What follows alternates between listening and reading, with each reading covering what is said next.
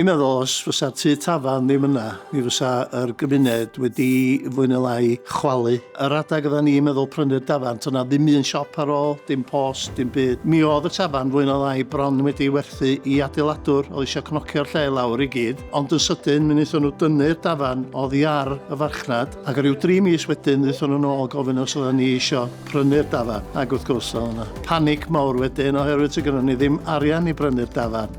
They didn't know exactly how much of the pub they were going to be allowed to buy because there are various outbuildings and quite a bit of land at the back. So we were being asked, could we lend to something that didn't exist, to buy something they didn't know what it was, for a price they weren't quite sure. So to me, why I liked this, and it remains one of my favourite loans that we've done, is that it shows how flexible that we can actually be. We eventually agreed a slightly bigger loan than when we first set out because they took on the whole site, and it's been really successful from there.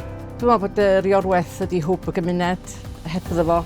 Sa lot o bethau ddim yn bodoli. Mae yna bob math o ddigwyddiadau yn digwydd yma. Mae yna gor cymunedol yma, mae yna bingo, mae yna bobl yn dod i gadw'n heini, a mae gennym ni 3 busnes a 3 gwasanaeth yn ôl yn y pentra ar ôl i ni golli bob dim. Mae'n gret bod yna 3 safle newydd wedi dod i fyny ar safle'r Iorwerth. 3 busnes lleol, so fy hun, sef busnes harddwch, salon trin gwallt dros nesa a caffi hefyd. So mae'n gret bod ni'n gallu dod â pobl o bob oed, cynnig rhywbeth lle ell bod pobl ddim yn gorfod trafeilio. Mae gennym ni staff gwych yma. Mae Phil hefo ni o'r cychwyn gyntaf. Mae o'n gwneud bob dim yn wirfoddol ac ydi dal.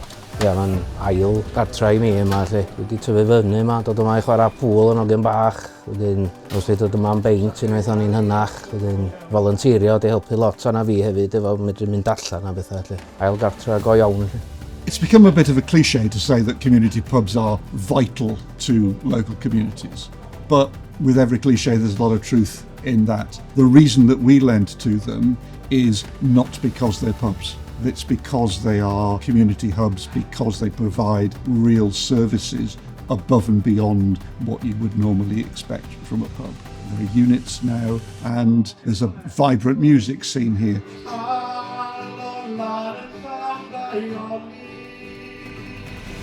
Dwi wedi byw yn lleol yn Bryngwran. Dwi wedi ngeni a magu yma. Cyn i feddwl y byd o'r pentra a'i hanas, ac mae'n bwysig bod ni yn cadw y tŷ Tafarn yma sydd yn 170 o flynyddoedd oed. A fysa ni ddim wedi gallu gwneud hynny heb help y WCVA.